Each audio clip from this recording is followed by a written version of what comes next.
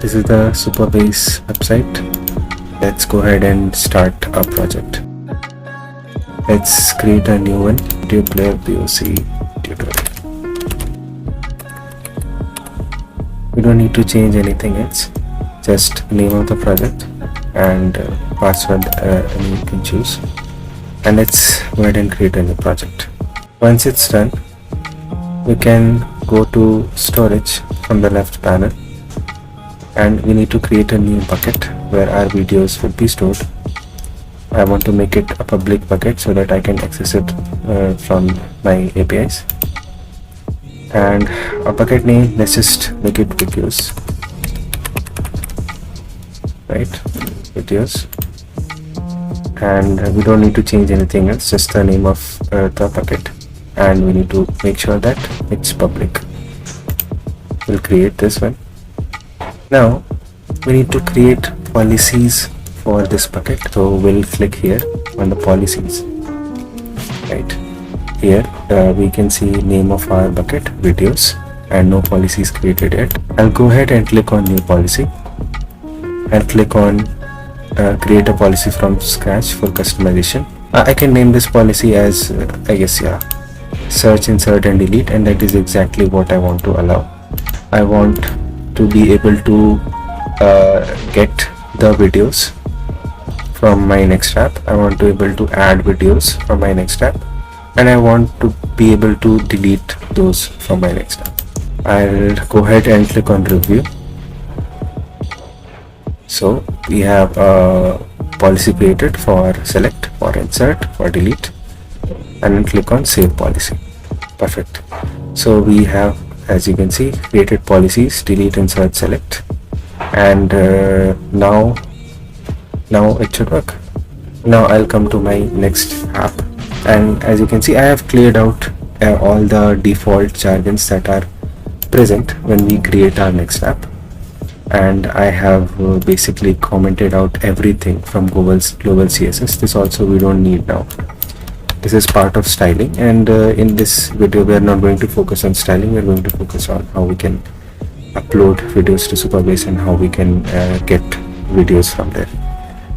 Let's go ahead and make this page a client page. So I'll use client, right? Okay, let's start our app as well. And while the app is starting, I'll install the required packages.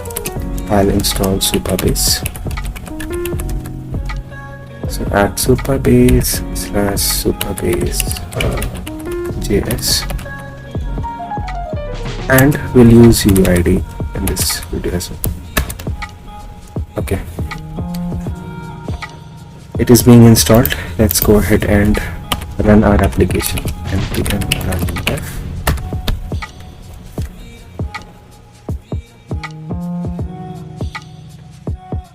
Okay,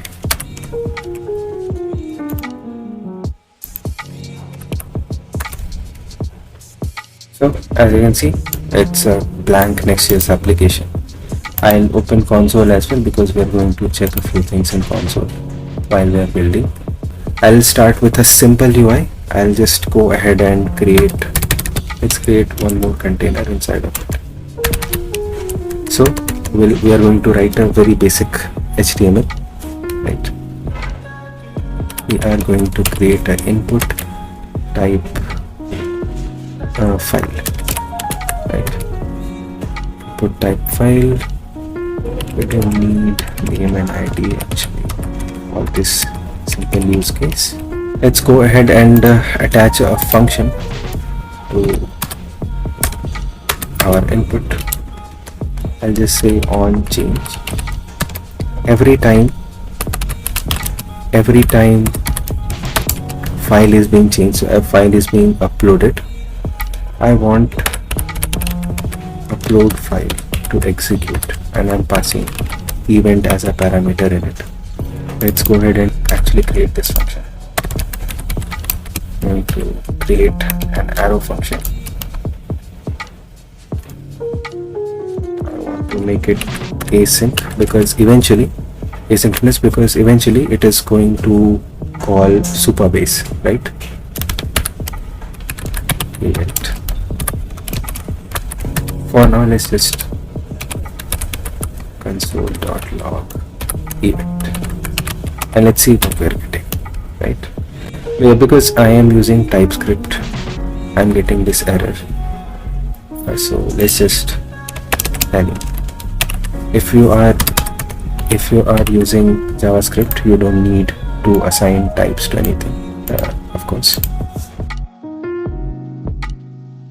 We are getting these errors because my app doesn't want me to use this event. That's fine. We are not going to like console.log it anyways in the main use case. And here you can see that the event is being logged here, right? So if I go to event.target and yeah, files is a list, and the first file, the only file that we have selected, this is it, right? Perfect. Supabase is supabase and UUID. These are installed now.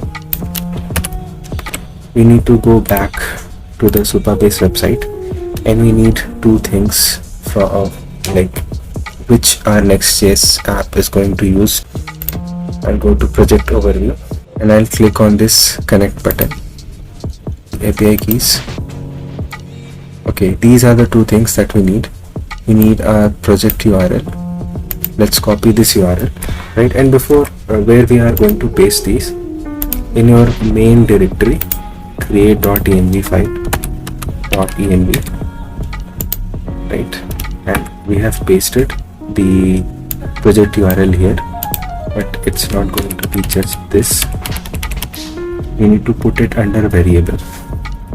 So let's make it supabase URL in equals to simple. Okay, supabase URL and the URL that we copied. Now in nextjs, if you want to access these environment variables inside of these client pages, you need to add a prefix next public, right? So next public supabase URL. This is how we are going to access the supabase URL. Because it is sensitive, the supabase URL and anon key, they are sensitive. That's why we are adding it in .env file. We don't want everyone to see it. Next, let's create next public anon key. Anon key. Now let's just copy our anon key, paste it here. So we can go back to storage and we'll click on videos, right? And now whatever video we upload, we'll see here. We have finally a way to identify the particular project that we are talking about, right? Using the public supabase URL and the anon key. Let's go back to our page.tsx or JSX if we're working with JavaScript. What we need to do now is we need to create a client side for supabase. Let's just import create client from supabase. Create client from supabase.js. Perfect. Set it supabase equals to create client.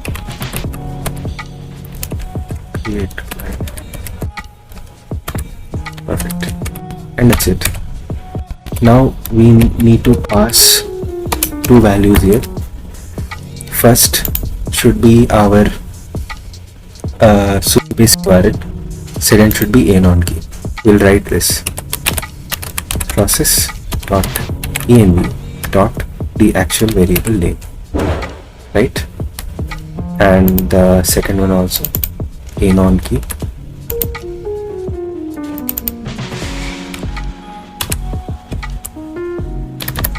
process dot env dot anon key, right? So simple.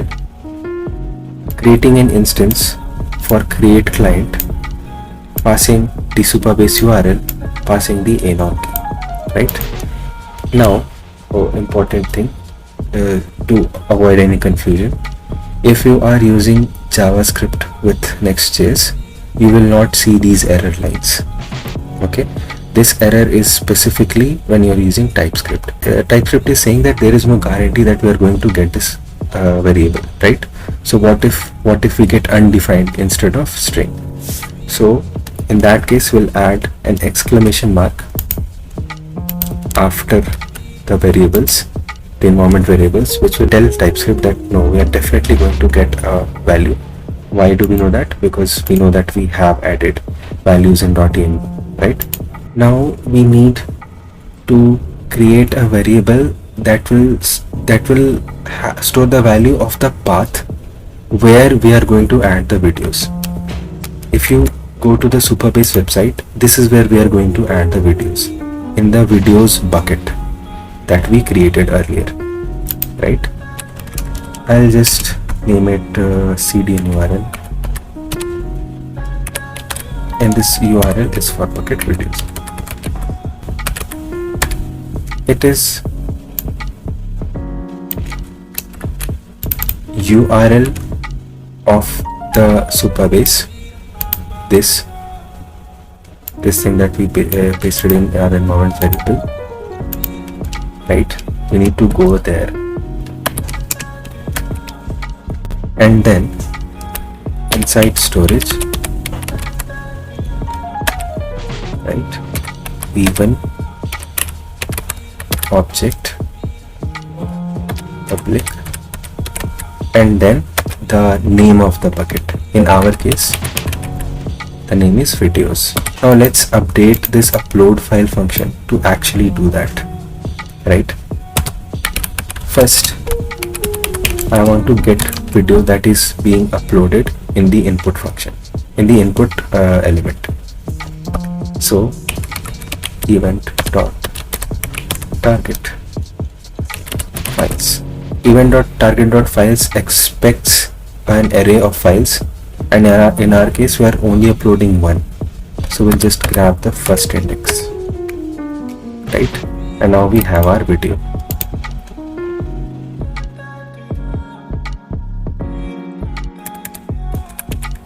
We need to manage errors, so we'll destructure any error, right? Where now we are going to make call to supabase. Await supabase dot storage, right, dot from now our bucket name videos.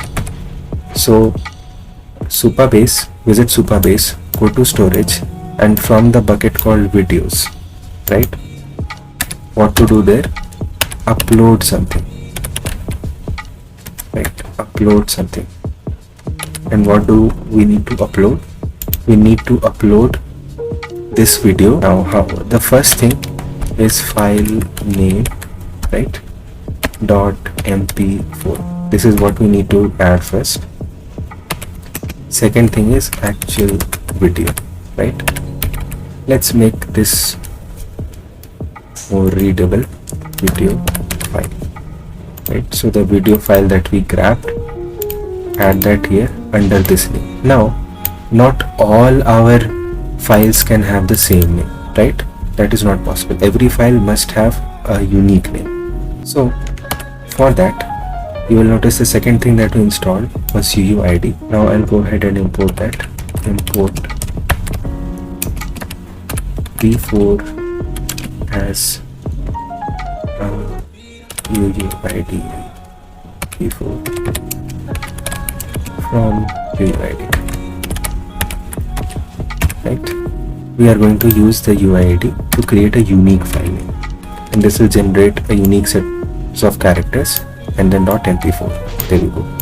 We have passed the file name, and we pass the actual video file that we want to upload to supabase. Perfect. And for now, if we are getting error, this thing right here. If we are getting error, I just want to log it, console.log error. Perfect. So we have a function that should ideally upload a video to supabase, and we are calling that function every time this input field changes. Actually, before we go ahead and check this function, if our upload actually works, right, we'll not know that the file is being uploaded or not. So if we are getting error, I'll log the error, and if we are not getting error, I'll just say file uploaded successfully. Yeah, that's definitely not right. Okay, go ahead, choose file. We'll choose a video file, and we get file uploaded successfully. Now let's go ahead and actually check it in our supabase bucket. Okay, perfect. Here we go. Here we have the video file that we uploaded, and we can click and check. Yes. Okay, perfect. So part 1 is done. We are able to upload our video files on supabase. Now all we need to do is we need a way to display them. Okay, I'll import use state, and we're also going to need use effect from React. Perfect. Let's go ahead and create a state which will hold an array of all the videos that we have uploaded to supabase. So I'll just make that videos set videos equals to use state, right? Perfect. This state is going to have all the videos. Let's actually create a function that is going to get videos from supabase. So get videos, right?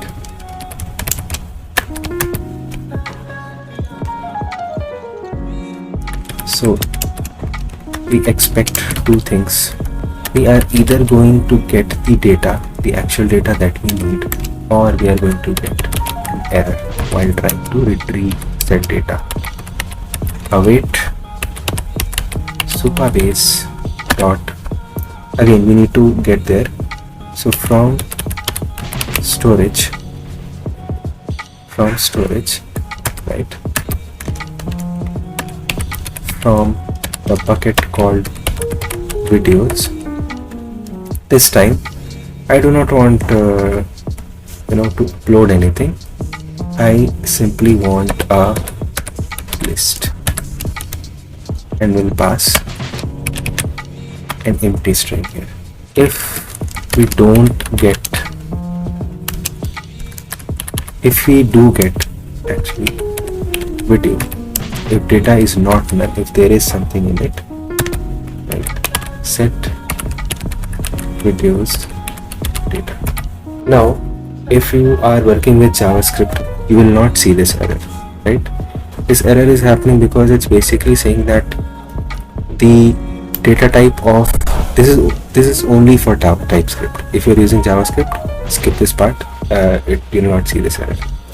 So it's basically saying that the data type of data that we are fetching is file object array, but where we are sending it in the state whose data type is undefined, right? So what we are going to do is just to bypass that for now. We'll just put any here so that it just accepts any data and there is no expectation by TypeScript. Otherwise, log the error. Why did we not get any data? And we have a get videos function.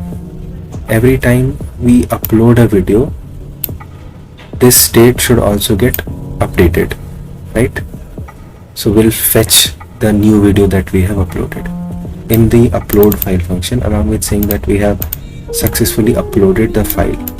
I immediately want to fetch it as well, the new updated list of videos. So I'll just simply add the function call for get videos here. Also, not only when we upload file, as soon as we load the app, load this page, I want to fetch the videos. So now we are going to use effect, right? Use effect. It is going to have some function.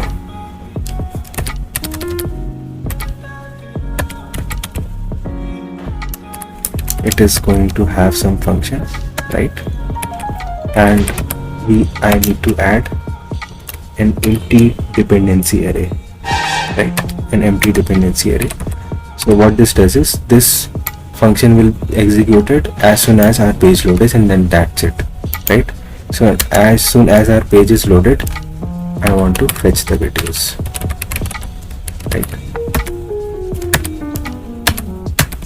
I'll create another container, right? I'm not going to focus on styling, so for now let's just say flex and flex call. And here I'll just, now after this use effect get videos call and this get videos call in upload file function, we have all the videos that we need here, and we just need to map all the data in our website. So I'll just do videos dot map, going to get video, and we are going to get any, right? Again, data type thing. If you are using JavaScript, you will not face this error, and if you are using TypeScript, and for now you need to focus on this, not any index actually. I need to focus on the main business logic. Let's just put any in the data type and move on for now. So two things we are getting: the actual video from videos one by one, and the index. And now I need to add these videos. So I'll use the video